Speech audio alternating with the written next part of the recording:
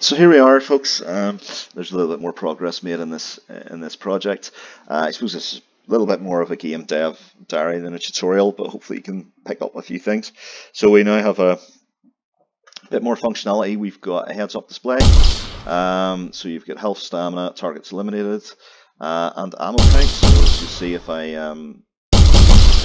fire the projectiles, you'll see the ammo count goes down. Here's our target. Shoot it once, shoot it twice, it explodes, and we see that target's eliminated is 1. So there's a lot going on with the various blueprints. Let's see, if I take you through to the cylinder, this would be the easiest one to sort of start with.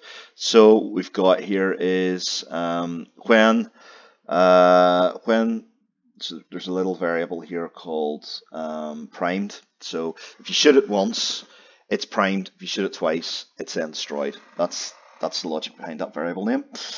So we've got is little branch statement here. So is it primed? If it's not primed, then we set the material to red, and then we set primed to true because it's a boolean. And then if we shoot it again, then it goes to the branch. Is it primed? Yes. Then we play an explosive sound effect. We play an explosion particle, and then we go along and we cast the first person object.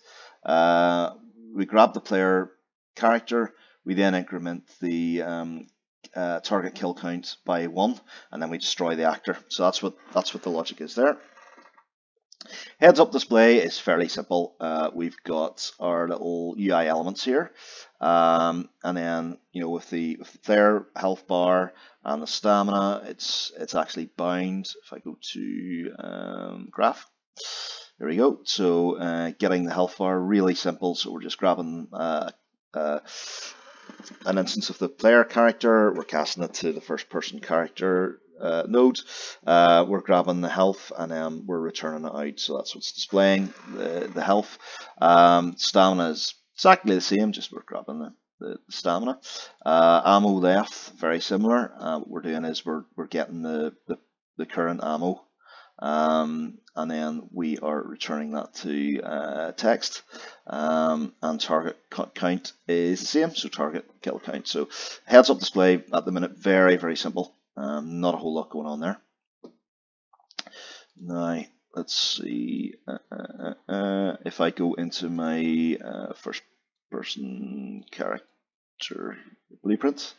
So how we display the heads up, we get the begin play, and then we create the HUD widget, and then we set the class to the HUD that we've just created. So this guy here. Then we add it to the viewpoint port, and that's what displays it. So this is how we display our HUD. So there you go, folks. A bit of a whistle-stop tour of some of the changes there that I've made.